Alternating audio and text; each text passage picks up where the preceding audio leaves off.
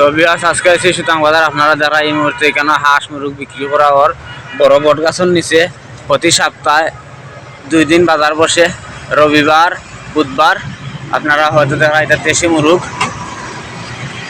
চিনার হাঁস, তারপরে দেখো অনেক গ্রামের লোকে তারা লই আইসেন হাঁস মুরগি বেচার লাগি। হয়তো এক চাষা লইয়া যায় দেখো বট গাছের নিচে জমজমাট মুরগি হাঁস বাজার বইছে। হবিগঞ্জ জেলা শাইস্তাগঞ্জ থানা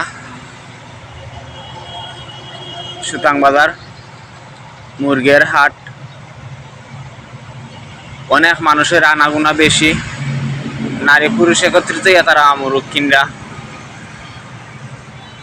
আর পুরুষরা শুধু মুরগ বেচরা দেখো অনেক মানুষের সমাগম এখানের মাঝে। দেশি মুরগ, মুরগা, চিনার হাঁস, পাতি হাঁস 500-600 টাকা পিস মুরগির। দেখো আমি দেখাইলাম আপনারা ভিডিওটা স্কিপ করবা না। যারা যারা নতুন দর্শক তারা চ্যানেলটি সাবস্ক্রাইব করবা।